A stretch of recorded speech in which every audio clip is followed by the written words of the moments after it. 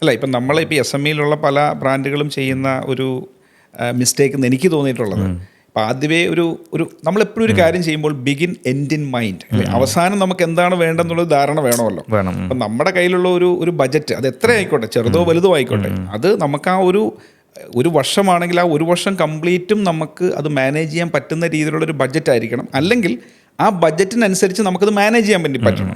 Initial സ്റ്റേജിൽ നമ്മളൊരു ഭയങ്കര ഒരു ബൂമിങ് നടത്തിയതിന് ശേഷം പിന്നെ അവരുടെ കയ്യിൽ വെണ്ടേഴ്സിന് കൊടുക്കാൻ പോലും പൈസ ഇല്ലാത്തൊരു സിറ്റുവേഷൻ വരും. പിന്നെ പ്രൊമോഷൻസ് നടക്കാത്ത ഒരു സിറ്റുവേഷൻ വരും. അങ്ങനെ വരുമ്പം കുറച്ച് കഴിയുമ്പം അതങ്ങ് സ്റ്റക്കായി നിൽക്കുക. അപ്പം ആളുകൾ ധരിക്കുന്നത് എന്താ വെച്ചാൽ, ഈ ആഡ് കണ്ടു കഴിഞ്ഞാൽ ഉടനെ ആൾക്കാരെല്ലാം കൂടെ ഇരച്ച് കടയിലേക്ക് വരും, ഈ സാധനങ്ങളെല്ലാം കൂടെ വിറ്റുപോകും എന്നുള്ളതാണ്. പണ്ട് നമ്മൾ പറയാറുണ്ട് 4P എന്ന് പറയാറുണ്ട്. 4P മാറി 7P മാറി, ഇപ്പൊ 12P ആയി. അപ്പൊ ആ അത്രയും പ്രൊഡക്റ്റ് മുതൽ പർപ്പസ് വരെയുള്ള 12P എന്ന് പറയുന്ന ഏരിയ എല്ലാം കവർ ചെയ്തിട്ട് വേണം ഒരു ബ്രാൻഡ് ഈ ഒരു കസ്റ്റമേഴ്സിലേക്ക് എത്താൻ വേണ്ടിയിട്ട് പ്ലാൻ ചെയ്യാൻ വേണ്ടി. എന്നാൽ മാത്രമേ, അപ്പോൾ ഡിസ്ട്രിബ്യൂഷൻ വളരെ പ്രധാനപ്പെട്ട ഒരു കാര്യമാണ്. അപ്പോൾ നമ്മൾ ഈ ആഡൊക്കെ ചെയ്തതിന് ശേഷം കടയിൽ ചെന്ന് കൗണ്ടറിൽ ചെന്ന് സാധനം ചോദിക്കുമ്പം സാധനം ഇല്ലെങ്കിൽ ചെയ്തെല്ലാം വെറുതെ ആയി.